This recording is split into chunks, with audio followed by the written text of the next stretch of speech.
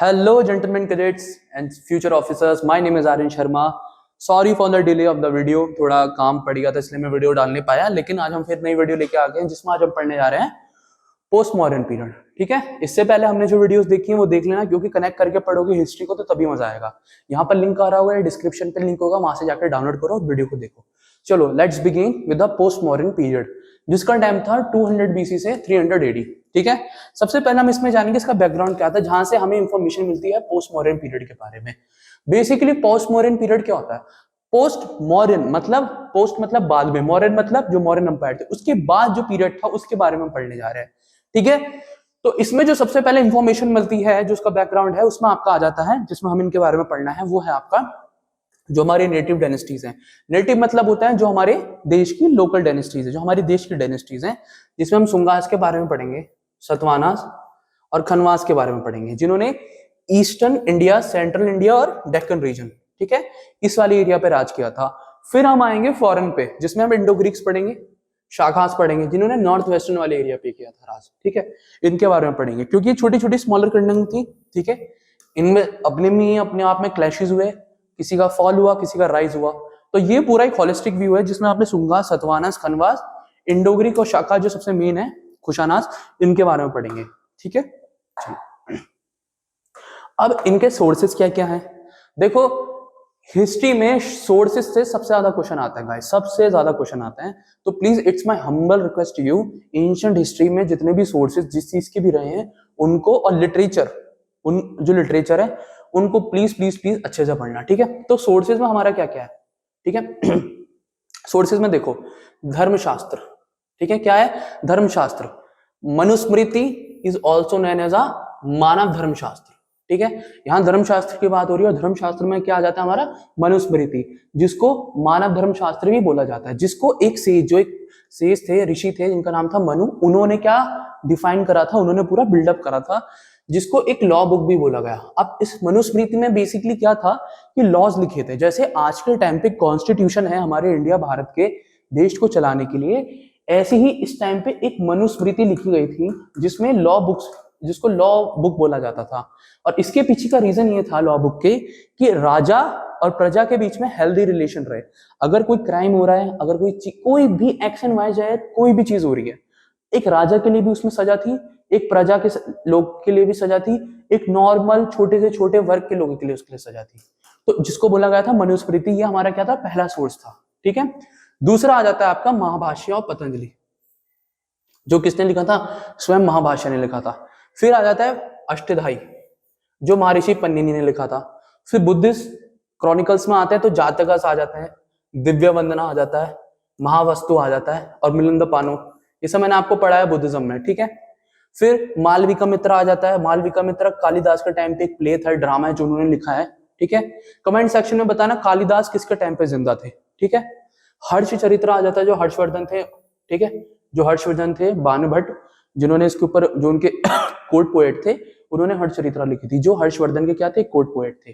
ठीक है, फिर एक आ जाता है पेरिप्लस ऑफ द एर्थियन सी, जिसको एक एनॉमिनस ग्रीक उसने लिखा था, जिसे हम बोल सकते हैं कि जो समुद्र में रास्ता वो इस तय करते थे। ठीक है, जिसका रास्ता इंडिया और वेस्टर्न वर्ल्ड से कनेक्ट करता था, इसलिए क्वेश्चन आया है, ये है PYQ। ठीक है, तो यहाँ पर एक क्वेश्चन बन गया कि पेरिप्लस ऑफ द एर्थियन सी किसे बोला जाता है? तो ये रास्ता किसके बीच में था? इंडिया और वेस्टर्न वर्ल्ड के बीच में। तो ये कुछ बेसिक चीजें हैं जिनसे हमें सोर्सेस के बारे में पता चलता है कि पोस्ट मॉडर्न एज में क्या क्या चीजें हुई थी। ठीक है, याद रखना, वेरी वेरी इंपॉर्टेंट। तो इसमें जो हम पहला टॉपिक लेने जा रहे हैं गाइस, वो है हमारा इंडो ग्रीक। और इंडो ग्रीक का जो टेन्योर था 200 BC से 100 CE। क्या था? 200 BC से 100 CE। चलो इंडो ग्रीक्स देखो, इंडो ग्रीक्स के बारे में एक इंटरेस्टिंग चीज बनाना चाहता हूं। इंडो ग्रीक, इंडो मतलब क्या हुआ? इंडियंस, ग्रीक मतलब जो ग्रीक हुए। ग्रीक के साथ इंडो लगने का रीजन क्या था? ग्रीक के साथ इंडो लगने का रीजन था because they become localised over a period of time. जैसे हम एंग्लो इंडियन, एंग्लो मतलब ब्रिटिशर्स की यूज करा जाता है, इंडियन मतलब इंडियन, जो इंडियन वेशभूषा में मिक्स हो गए हैं, जिन्होंने उस चीज को अपना लिया है, जिनकी सारी चीजें एक जैसी, जो कल्चर भी इंडियन फॉलो करते हैं, इसलिए यहाँ पर इंडो ग्रीक यूज करा गया। क्यों? क्योंकि जो ग्रीक पीपल थे वो टाइम के हिसाब से इंडिया में क्या हो गए थे? लोकलाइज्ड हो गए थे। क्या हो गए थे? लोकलाइज्ड हो गए थे over a period of time. ठीक है। और जो इंडो ग्रीक रूल था इंडिया में वो 3 जगह में बेसिकली डिवाइड था, जिसमें तुम्हारे नॉर्थ अफगानिस्तान, ठीक है, ये तक्षशिला, ये सियालकोट वाला जो पाकिस्तान में थे, ये जगह आ जाती है, ठीक है। इसलिए ये मैंने जब पढ़ाया था आपको इनिशियल फेजेस में बैकग्राउंड में, उसमें मैंने आप लोगों को बताया कि जो सोर्सेज में जो इंफॉर्मेशन है उसमें जो फॉरेन रूलर्स थे, डायनेस्टीज थी, उसमें जो उन्होंने ज्यादातर कहाँ रूल करा, नॉर्थ वेस्टर्न एरिया में, ठीक है। तो ये याद रखना। Ambassador from the Taxila branch Heliodorus was sent to court of the king Vidisha. एक एम्बेसडर था, ठीक है, जो तक्षशिला ब्रांच वाला एरिया था इंडो ग्रीक का, जिसका नाम था हिलोडोरस, उसको भेजा गया कौन से किंग के कोर्ट में, विदिशा के, ठीक है। विदिशा कहाँ है, विदिशा है आपका बिहार में, ठीक है। Heliodorus got a stone pillar constructed in Greek style, ठीक है, which was dedicated to Lord Vasudeva. Comment section में बताना लॉर्ड वासुदेव किसे बोला गया, ठीक है। लॉर्ड वासुदेव कौन से भगवान से एसोसिएशन रखता है, ठीक है। ये वो पिलर की फोटो है। दिमित्रस एंड मिलिंडर और Milind, two significant ruler mention from Shakal और सियालकोट ब्रांच। ये हम पढ़ रहे हैं ना, देखो जो हमने 3 ब्रांचेस पढ़ी थी, जिसमें आपकी तक्षशिला आ जाती है, सियालकोट आ जाती है, नॉर्थ अफगानिस्तान आ जाती है। तो जो पहली थी उसमें जो हिलोडोरस था उसको भेजा गया कहाँ, कोर्ट में एज अ एम्बेसडर, किसके, तक्षशिला जो किंग थे हमारे विदिशा के, ठीक है। फिर जो दूसरे थे उसमें दिमित्रस और मिलिंदा, ठीक है, जो कहां से बिलोंग करते थे, जो आपके सियालकोट जो आज के पाकिस्तान में वहां पर बिलोंग करते थे। ये दोनों उस एरिया में मेंशन है, उस एरिया में इनका रूल था, ठीक है। मियंडर का मतलब मिलिंद का तो बहुत बड़ा रोल है, क्यों, क्योंकि मियंडर से एक चीज एसोसिएट है, मिलिंद पानु, क्या एसोसिएट करती है, मिलिंद पानु। अब मैं ये बताता हूँ मिलिंद पानु क्या है, जिन्होंने मेरी बुद्धिज्म और जैनिज्म की वीडियो नहीं देखी वो देख लेना, फिर मैं बता देता हूँ। मिलिंद पानु मतलब मिलिंद, इसका बेसिक मतलब यह है कि नागसेन, नागसेन एक बुद्धिस्ट मॉन्क थे। जब मिलिंदर इंडिया आया, मिलिंद इंडिया आया, तो उस टाइम कोई और रिलीजन नहीं था, ठीक है, ग्रीक थे। तो जब वो इंडिया आया, इंडिया में आने के बाद वो मिला से नागसेन जी से। तो नागसेन जी और उनके बीच में जो वार्तालाप है, जो कन्वर्सेशन है, जो उसके सवाल है, जो उसने नागसेन से पूछे, ठीक है, और जो उसके जवाब दिए नागसेन ने, उस चीज को बोल दिया गया मिलिंद पानु, मतलब क्वेश्चन ऑफ मिलिंदा। और वो क्या बन गया, एक बुद्धिस्ट मॉन्क, उसने बुद्धिज्म अपना लिया। मॉन्क नहीं बना था इन द एंड, बट उसने बुद्धिज्म को एक्सेप्ट कर लिया था। और यही वो चीज यहाँ लिखी है, मिलिंद पानु इन संस्कृत, ठीक है। ये याद रखना, वेरी वेरी इंपॉर्टेंट, कई बार क्वेश्चन पूछ लिया जाता है, ठीक है। मिलिंदर और Milinda adopt the Buddhism under Nagasena who wrote Milinda Panha, ठीक है। This branch also cause a lot of trouble to king of Ganga valley, Mauryans and Sungas, ठीक है। Indo Greek were the first, देखो यहाँ एक क्वेश्चन बन गया, very very important. Indo Greek were the first to issue gold coins bearing inscription of images of kings and gods Indo Greek were the first to issue gold coins. देखो पहला तो ये बन गया क्वेश्चन कि कौन थे जिन्होंने first time gold coins issue करे थे, तो कौन थे, Indo Greeks were the first issue gold coins bearing inscriptions of images kings and gods. और उस पे भी इमेजेस किसकी थी, कॉइन्स पे किंग्स और गॉड्स की, ठीक है। तो यहां से तो ये क्वेश्चन बन गया। Next, adopting Indian social and religious way of life they got indigenise. ये मैंने बता दिया कि ऑब्वियसली उन्हें लाइफस्टाइल इंडियन अपना लिया था पूरा, ठीक है। और यहाँ पर एक पॉइंट है last, growth of metrology, medicine, astronomy, stone cutting, perfume making are important technical advance under Indo Greeks. अब यहाँ पर सबसे इंपॉर्टेंट वर्ड है मेट्रोलॉजी। मेट्रोलॉजी मतलब होता है, अगर मैं एग्जांपल दो, आयरन पिलर देखा है कुतुब मीनार में, जो आयरन पिलर है, जो आयरन पिलर है उस पर आज तक जंग नहीं लगा, तो उसके पीछे स्टडी किसकी है, मेट्रोलॉजी की स्टडी है, ठीक है, जिसमें सारे मेटल्स की स्टडी करी जाती है। और यही एक ब्रांच बन गया बीटेक में, ठीक है, मेटलॉजी में। तो ये चीजों की स्टार्टिंग हुई थी। Next, patronising both Hinduism and Buddhism. देखो उस टाइम बुद्धिज्म, जैनिज्म, हिंदुइज्म इनका बहुत फ्लोरिश हो रहा था, स्पेशली बुद्धिज्म का। हिंदुइज्म भी अगर ना बताऊं, बुद्धिज्म का बहुत फ्लोरिशन था, ठीक है। तो कई सारे किंग्स ऐसे थे जिन्होंने बुद्धिज्म को अपनाया था, ठीक है। और नॉर्थ वेस्टर्न एरिया के आने के कारण जो 3 ब्रांचेस थे, जिसमें आपका अफगानिस्तान वाले एरिया आता है, वहां पर इंडो ग्रीक स्टाइल की बहुत सारी चीजें मिलती हैं, जिसमें से एक बहुत फेमस चीज थी जिसको बोला गया Gandhara school of art. Gandhara क्या है, कंधार बन गया है आज का, जो अफगानिस्तान में एक जगह है, स्कूल ऑफ आर्ट। वहां पर कई सारे ऐसे बुद्धिस्ट मॉन्क्स की मूर्तियां बनाई गई जिनको फेस का स्ट्रक्चर दिया गया बड़ी बड़ी, जिसकी शुरुआत इंडो ग्रीक्स ने करी थी। क्यों, क्योंकि कई सारे ग्रीक किंग्स थे जिन्होंने बुद्धिज्म अपना लिया था, इसलिए वहां पर उन्होंने बुद्धिस्ट स्टैचूज बनाए थे। एग्जाम्पल के लिए फोटो है ऐसे, ठीक है। ये किसका पार्ट है, school of art of Gandhara, ठीक है। ये पहला पॉइंट हो गया। देखो यहाँ लिखा भी है, in this Greek technique are applied over Buddhist themes and it is also known as Greco Buddhist art. ठीक है, Taxila, Peshawar, Bamiyan, Hadda in Afghanistan were important sites of development of this school of art. ये कुछ इंपॉर्टेंट जगहें थी जिसमें आपका तक्षशिला, पिशावर, बेमियान, ठीक है, अफगानिस्तान, ये क्या थी, इंपॉर्टेंट साइट थी किसकी, स्कूल ऑफ आर्ट की। ठीक है, अब उस जो स्कूल ऑफ आर्ट में जो पेंटिंग्स होती थी, जो इमेजेस होती थी, जो स्ट्रक्चर दिया जाता था, उसके बारे में वर्णन है कि मस्कुलर बॉडी, ठीक है, देख सकते हो, muscular body, beard, mustang are seen in the images of Buddha and Bodhisattva. Bodhisattva मैंने बताया, वीडियो देख लेना, कमेंट सेक्शन में, डिस्क्रिप्शन में लिंक होगा, कमेंट सेक्शन में लिंक होगा, अटैच कर रखा होगा।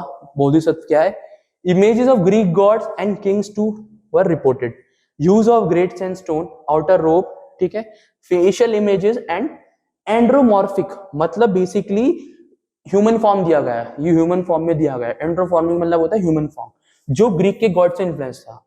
ठीक है, जिससे हमें किसके एविडेंस मिलते हैं, गंधार स्कूल ऑफ आर्ट के, किसके, गंधार स्कूल ऑफ आर्ट के, याद रखना। इंडो ग्रीक पढ़ा, अब आते हैं पर्थियंस पे। ठीक है, पर्थियंस मतलब ईरान, ईरान का है एनएस यहाँ का। ठीक है, ये छोड़, इनके बारे में थोड़ा सा ही है, बस इनके बारे में ये है कि eight the end of 100 BC few kings with Iranian name, जिनका नाम था Pahlavas of Indo Parthians, captured north western India in the reign of Gondopharans, the most significant of the Indo-Parthians. Saint Thomas is said to have come India for the propagation of the Christianity. ठीक है, पर्थियंस के बारे में इतना ही है कि Iraq से, Iran से थे, बस इतना याद रखना, ज्यादा इनके बारे में डिटेल में है नहीं। अगले जो सबसे इंपॉर्टेंट है वो है शाकास। मैं मानता हूं कि इंडो ग्रीक के बाद जो सबसे इंपॉर्टेंट चीज इंपॉर्टेंट है वो है शाकास। वो क्यों, आगे बताऊंगा। पहले बात तो ये जान लो कि शाकास का दूसरा नाम क्या था, सैथियंस। ठीक है, और ये वेस्टर्न चाइना वाले एरिया से थे। ठीक है, और जो फर्स्ट शाका किंग था उनका नाम क्या था, मुएस या मोगा, एक ही चीज नाम है उनके। ठीक है, और इनके जो फेमस सेंटर थे, जो रूरल एरियाज थे, जो रूलिंग एरियाज थे, वो कौन कौन से थे, मथुरा, उज्जैन और गिरनार। गिरनार गुजरात में। And they ruled in the capacity of Kshatrapas, governors and Mahakshatrapas, मतलब इन गवर्नर्स के जो पूरा गवर्नर वाला सिस्टम है उस बेस पे रूल करते थे। ठीक है, जिनको क्षत्रपास बोला जाता था, और इन्हीं के अंडर एक सिस्टम आया गया था जिसको क्षत्रपास सिस्टम बोला गया था। ठीक है, with control over western Ganga valley, parts of central India and Gujarat. Shakas were almost at war with the Satavahanas, ये हम आगे पढ़ेंगे। And put pressure over the Deccan region. देखो, सतवानास और शाकास के बीच में बहुत बड़ी रिवाइलरी थी। ठीक है, बहुत बड़ी रिवाइलरी। तो ये हमेशा वॉर में एंगेज रहते थे। क्यों, क्योंकि इनको डेक्कन वाला एरिया हथियाना था। ठीक है, वेस्टर्न वाले एरिया में इन्होंने उज्जैन, गिरनार कहाँ है, गुजरात में, तो उस एरिया में कई जगह ऐसे थे जिन पे सतवानास का रूल था। तो जो सतवानास के 24वें राजा थे, जिनका नाम था गौतमीपुत्र षटकर्णी, ठीक है, गौतमीपुत्र षटकर्णी याद रखना। ठीक है, उनको कोई नहीं हरा पाया। शाकास ने बहुत मेहनत करी, उल्टा उन्होंने शाकास को हराया। ठीक है, इंडो ग्रीक्स को हराया, सबको हराया। इसी वजह से उनको एक टाइटल मिला था एका ब्राह्मण। लेकिन जो गौतमीपुत्र षटकर्णी के बाद जितने भी राजा है, तो डाउनफॉल शुरू हुआ, सब वीक राजा थे। तो शाकास का एक राजा था जिसका नाम था रुद्रदमन, उसने सतवानास को हराया, और जो गुजरात का एरिया था वो उसने कब्जाया। तभी हम जूनागढ़ इंस्क्रिप्शन के बारे में सतवानास और शाकास का बड़ा रिलेशन है। और उसने एक चीज और करी थी, सुदर्शन लेके, वेरी वेरी इंपॉर्टेंट है, मैं बता नहीं सकता कितना इंपॉर्टेंट है, आगे पढ़ेंगे, पर फिर भी बता रहा हूँ, इतना इंपॉर्टेंट है गाइस, क्या बताऊं। ठीक है, उसने बेसिकली सुदर्शन लेक, जिसको चंद्रगुप्त मौर्य ने बनवाया था अपने टेन्योर में, उसको रिपेयर करवाया। ठीक है, तो यहाँ बहुत इंपॉर्टेंट आ जाता है। देखो यहाँ लिखा भी है, Rudradaman of Ujjain centre of Shaka is a significance he find mention in Junagadh. ये क्वेश्चन पूछा है कई बार कि रुद्रदमन जो शाका रूलर था उसके बारे में कौन से इंस्क्रिप्शन में मेंशन है, तो वो आपका जूनागढ़ वाले इंस्क्रिप्शन में मेंशन है। Next, the inscription is in Sanskrit like previous Prakrit inscription. Rudradaman God, देखो ये बन गया क्वेश्चन, ये वेरी वेरी इंपॉर्टेंट, ये तो बहुत इंपॉर्टेंट है, इसको अच्छे से याद रखना। ठीक है, ये बहुत इंपॉर्टेंट है कि रुद्रदमन ने सुदर्शन लेक को क्या करा था, रिपेयर कराया था, जिसको किसने, चंद्रगुप्त मौर्य ने अपने टाइम पे कंस्ट्रक्ट करा था। कई लोग इसको अशोका मानते हैं, लेकिन अशोका ने नहीं, चंद्रगुप्त मौर्य ने करा था। ठीक है, तो ये चीज को बिल्कुल याद रखना।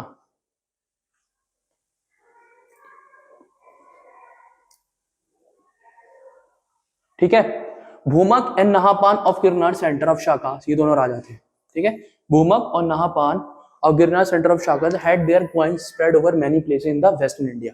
ठीक है, जो भूमक और नाहपान थे गिरनार सेंटर के, ठीक है, रुद्रदमन तो उज्जैन सेंटर का था, लेकिन जो नाहपान और भूमक थे उन्होंने जो क्वाइन का फ्लो था पूरे वेस्टर्न इंडिया में फैलाया था। ठीक है, ये नाम याद रखना, नाहपाना कौन से डायनेस्टी से एसोसिएट रखता है। ठीक है, और इसमें मैं फिर बता रहा हूँ शाकाज में गाइस सबसे इंपॉर्टेंट चीज है रुद्रदमन।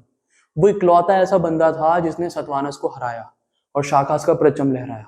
ठीक है, इसलिए उसके बारे में मेंशन है जूनागढ़ फोर्ट में, जूनागढ़ जो इंस्क्रिप्शन है, इसलिए उसके बारे में पूरा डिटेल में लिखा गया है। क्यों? क्योंकि अचीवमेंट लिखनी जरूरी होती थी ताकि आने वाली पीढ़ियों को उनके बारे में पता चले। ठीक है, मैंने आपको पहले बताया था जो मेजोरिटी राजा होते थे दे आर नार्सिसिस्ट।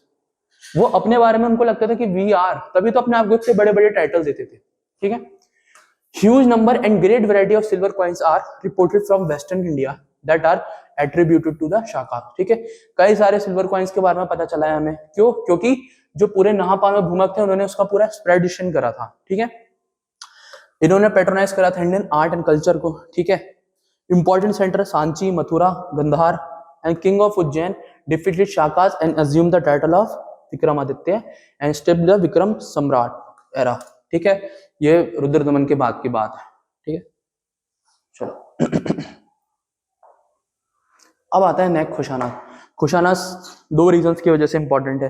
खुशानास में ये नाम याद रखना जिसका नाम है कनिष्क। ठीक है, पहले तो ये याद रखना ये कौन से सेक्ट से बिलोंग करते थे, इन्होंने बुद्धिज्म अपनाया था। ये महायान बुद्धिस्ट थे। ठीक है, दो पार्ट में था बुद्धिज्म, हीनयान और महायान। तो ये महान बुद्धिस्ट थे, महायान बुद्धिस्ट। ठीक है, अब इनके बारे में क्या है, कनिष्क के बारे में, इन्होंने सिल्क रूट की स्थापना करी थी। सिल्क रूट मैं आपको बताऊं, अगर मैं छोटा सा मैप बना के दिखाऊं तो जस्ट सेकंड।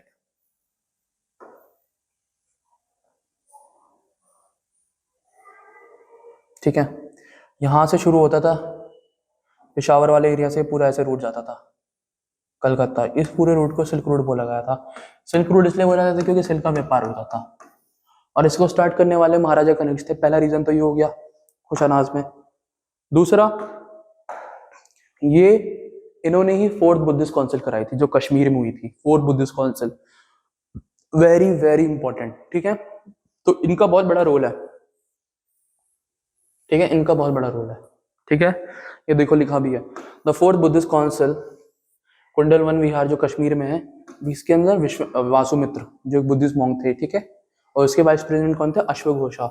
अश्वघोषा का नाम इसलिए इंपॉर्टेंट है क्योंकि इन्होंने ही क्या लिखा है, इन्होंने ही बुद्धा चरित्र, जैसे हर चरित्रा बाण भट्ट ने लिखी है, ऐसे बुद्धा के बारे में जो बेसिक उनकी पूरी क्या है बायोग्राफी, वो किसने लिखी है, अश्वघोषा ने। ठीक है, फिर एक और सेइंट थे जिनका नाम था नागार्जुन, जिन्होंने मध्यामिका फिलॉसफी दी थी, जो महायान बुद्धिस्ट थे। ठीक है, बेसिकली इन्होंने ना रिलेटिविटी के बारे में बताया था, इसलिए इनको बाद में जाके एक टाइटल मिला था आइंस्टाइन ऑफ इंडिया। क्या? Einstein of India.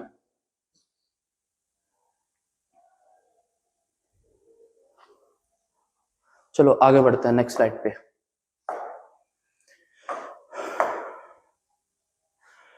ठीक है, रूलिंग ओवर द रीजन, देखो ये पूरा सिल्क रूट वाला है। ठीक है, शाका एरा वाज, एक second,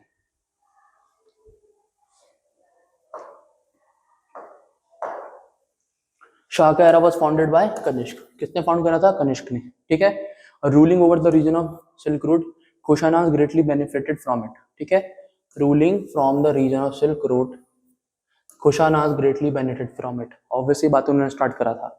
and processing of import Chinese raw material at Bharuch, Bharuch का गुजरात में, जिससे इंपॉर्टेंट ट्रेडिंग सेंटर बने थे। गुजरात के जो इंपॉर्टेंट ट्रेडिंग सेंटर है, सिल्क रूट की स्थापना करेंगे और उसको एक्सपोर्ट करा जाता है, इंपोर्ट करा जाता है कहाँ से? चाइना से। और किसके थ्रू? जिसमें कई सारे बहरूच के जो आपका गुजरात वाला एरिया था, वहां जितनी भी पोर्ट सिटीज थी उनको क्या डेवलप करा गया। ठीक है, और इस टाइम यूज करा जाता था सैंडल का, हॉर्स में जो वो घोड़े के लिए यूज करा जाता है। ठीक है, टर्बन्स का, आर्मर का, ट्राउजर्स का, हेलमेट्स का, ये सब क्या थे? वेपन इक्विपमेंट से जो आप लड़ाई में यूज करते थे। और इन्होंने ही एक छत्रप एक सिस्टम स्टार्ट करा था जिसको डिवाइड कर रखा था छत्रपति और छत्रप में, वही गवर्नर वाला जो हमने पढ़ा था इंडो ग्रीक के टाइम पे। ठीक है, और कई बार क्वेश्चन पूछा जा चुका है कि शाका एरा किसने स्टार्ट करा था? कनिष्क ने स्टार्ट करा था। अब आता है सतवाहनास। देखो इस वाले एरिया को लेकर लड़ाई थी बाद में, क्योंकि यहाँ पर जो शाका था और सतवाहनास के बीच में कंटिन्यू वॉर थी। तो ये पूरा एरिया था जो सतवाहनास ने पूरा कैप्चर कर रखा था। ठीक है, इसको याद रखना। नेक्स्ट आता है पॉलिटिकल सेटअप, सतवानास के बारे में। ये पहला क्वेश्चन सीपीएफ में आया है। आंध्रास किसको बोला जाता है अकॉर्डिंग टू पुराणास, ठीक है, ये very very important, very very important. तो किसको बोला जाता है, सतवानास को बोला जाता है, ठीक है। और इस डायनेस्टी के फाउंडर कौन थे, सिमुका, कौन थे, Simuka. The Satavahanas were are reported from the north western region of the Deccan in the first century, ठीक है।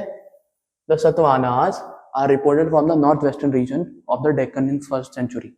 जो वेस्टर्न एरिया था, नॉर्थ वेस्टर्न एरिया था डेक्कन का, वहां से इनको रिपोर्ट करा गया, इनके बारे में बताया गया, जिनमें इनकी फर्स्ट कैपिटल थी प्रशिस्थाना, जिसको पैठान बोलते हैं, और दूसरी इनकी थी अमरावती। इसलिए इनको आंध्रा बोला जाता है क्योंकि अमरावती तो आंध्र प्रदेश में आता है। Information about history of Satavahanas are obtained from the Aitareya Brahmana, Puranas, बृहत कथा और कामसूत्र वास्य। जो कामसूत्र ग्रंथ है वो किसने लिखा है, वास्यायन ने लिखा है, याद रखना। और इनके बारे में हमें कहाँ कहाँ से पता चलता है, जो ऐत्रेय ब्राह्मण, ऐत्रेय ब्राह्मण एसोसिएटेड ऋग्वेद से, ठीक है। पुराण जितने भी हमारे पॉइंट थे उनके बारे में इनके मेंशन है, ठीक है। और इसमें जो हाथी गुम्बद इंस्क्रिप्शन है, नासिंग इंस्क्रिप्शन है, नानघट, ठीक है, ये सारे जो इंस्क्रिप्शन है इनके बारे में मेंशन है, उनके बारे में। और इसमें एक इंपॉर्टेंट चीज है, Satavahanas graves are reported by encircled by the big piece of stone. जो इनकी ग्रेव्स होती थी, इनको जो गाड़ते थे इन लोगों को, उनको ऐसे पत्थरों से क्या कर दिया था, एनसर्कल कर दिया जाता था, ठीक है। क्योंकि इस टाइम इनका चलन था कि हम we are prime, we are premium, we are luxurious people. तो इससे ना सोसाइटी में हायरार्की मेंटेन रहती थी कि किस नॉर्मल इंसान की कब्र है, किस वीआईपी की कब्र है। आज भी होती है चीजें, ठीक है। सतवानास में जो सबसे इंपॉर्टेंट आता है वो आता है आपके गौतमीपुत्र षटकर्णी, ठीक है। गौतमीपुत्र षटकर्णी बहुत इंपॉर्टेंट राजा था, बहुत ही ज्यादा इंपॉर्टेंट, ठीक है। इनका नाम गौतमीपुत्र षटकर्णी इसलिए था क्योंकि उस टाइम जो सतवानास थे वो मैट्रियन सोसाइटी में बिलीव करते थे, जो माता का नाम ऐड करा जाता था बेटी के साथ, ना कि पिताजी का नाम। तो इनकी माता का नाम था गौतमीपुत्रा, ठीक है, गौतमी बालाश्री इनकी माँ का नाम था। तो इस वजह से जो गौतमी था वो उठा लिया गया और इनके नाम में ऐड करने गए थे। क्यों, क्योंकि ये मैट्रियल लोग थे, मैट्रियल सोसाइटी थी, मदर डोमिनेटेड सोसाइटी थी। और इनको जो टाइटल मिले थे वो थे एके ब्राह्मणा। क्यों, क्योंकि इन्हें शाका, ग्रीक्स, पर्शियंस, नहापाना, जो वेस्टर्न सत्रपा का राजा था, सबको हराया। लेकिन बाद में जाके जब गौतमीपुत्र षटकर्णी के क्या सक्सेसर्स आते हैं, वो वीक होते हैं, तो उनको कौन हरा देता है, रुद्रदमन। इसलिए इंपॉर्टेंट हो जाता है, ठीक है। और at the end of second century and दो इंपॉर्टेंट रूलर जिसका नाम था यजुसूत अलकर्णी, ठीक है, जो came to throne who conquered back the areas of, जो लास्ट में बाद में जाके सारे एरियाज को वापस लेता है, ठीक है। और इसी के साथ सतवानास की पावर का क्या हो जाता है, डिक्लाइनेशन शुरू हो जाता है, ठीक है गाइस। अब इनका एडमिनिस्ट्रेशन कैसा था, एडमिनिस्ट्रेशन में दो चीजें थी, एक था आपका अमात्यास और एक था महामात्यास, ठीक है। एक था अमात्यास और एक था महामात्यास, जिनको डिस्ट्रिक्ट ऑफिसर्स अपॉइंट करे जाते थे, जैसा डीएम, ठीक है, मिनिस्टर्स होते थे, ठीक है। और इनको आहारा भी बोला जाता था। और जिसमें किंग डोनेट करते थे अपने लैंड्स किसको, ब्राह्मण्स को। क्यों, क्योंकि ऐसा माना जाता है जो सतवानास थे दे ओरिजिनली आर ब्राह्मण्स, ठीक है, इसलिए ब्राह्मण्स का रिवाइव हुआ था, ठीक है। And administrative officers who were time become very powerful and रे फ्यूडलिज्म। फ्यूडलिज्म मतलब होता है लैंड ग्रांट वाले इंसान, ठीक है। फ्यूडलिज्म ही रीजन था कि मॉडर्न एम्पायर का डिक्लिनेशन हुआ। क्यों, क्योंकि फ्यूडलिज्म की वजह से छोटे छोटे एरिया जो डाउन करे जाते थे, जब तख्ता पलट हुआ मेन सेंटर सिटी का, तो उन्होंने वो इंडिपेंडेंट किंगडम लेके खड़े हुए। तो यहाँ से फ्यूडलिज्म जैसी चीजें थी, ठीक है। Gaulmika administrated the rural areas, Kataka and Skandhavara military camps, ये नाम है पोजीशंस हैं। King during Satavahanas reign was suppose to be the upholder of the dharma, ठीक है। And Dharmashastra not only set ideals for the people but also the king. मैंने बताया था ना, जो मनु धर्म शास्त्र था, धर्म शास्त्र थे, उसमें कोड और कंडक्ट सबके लिए थे, whether it is Raja, whether it is प्रजा, सबके लिए एक समान लॉ, ठीक है। आर्ट एंड आर्किटेक्चर में देखें, वेस्टर्न घाट वाला जो एरिया था, यहाँ पर इनकी केव है, जिसमें अजंता, नासिक, कोल, भाजा और कोंडन कहनेरी आ जाती हैं, ठीक है। इन्होंने चैत्यास बनाए थे, बुद्धिस्ट टेम्पल्स को बोला जाता है, केव टेम्पल्स को, विहारा जो रेस्ट हाउस होते थे, ठीक है, इस तरह के। जिसमें लार्जेस्ट केव टेम्पल था वो था कौल चैत्या, ठीक है। नागार्जुन कोंडा और अमरावती इंपॉर्टेंट सेंटर थे ट्रेड और आर्ट के इनके टाइम पे। स्तूपास कंस्ट्रक्ट करे गए, ठीक है, क्योंकि और रिलीजन्स को लेके काफी फ्लेक्सिबल थे, ठीक है, जिसमें व्हाइट मार्बल यूज करा गया है। Satavahanas also contributed development of Ajanta school of painting, which is also known for the beautiful color combination, drawing expression, emotions and spirituality. ये इनकी अच्छी बात है कि बुद्धिज्म को लेके भी काफी फ्लेक्सिबल थे, उनको एज अ ब्राह्मण उनको इससे कोई इशू नहीं हुआ। तभी तो उन्होंने अजंता जो केव थी पेंटिंग स्कूल ऑफ आर्ट था, उसमें इतना बड़ा कंट्रीब्यूशन दिया।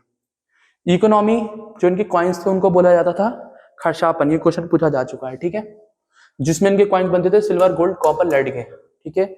और देखो बहुत इंपॉर्टेंट चीज आ गई कि they were the first native ruler to issue own coins, याद रखना, ये फर्स्ट नेटिव रूलर थे जिन्होंने खुद के कॉइन्स इशू करे थे, ठीक है।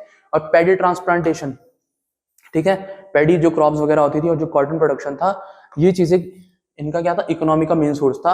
और आयरन ओर्स निकाले जाते थे करीमनगर और वारंगाल से।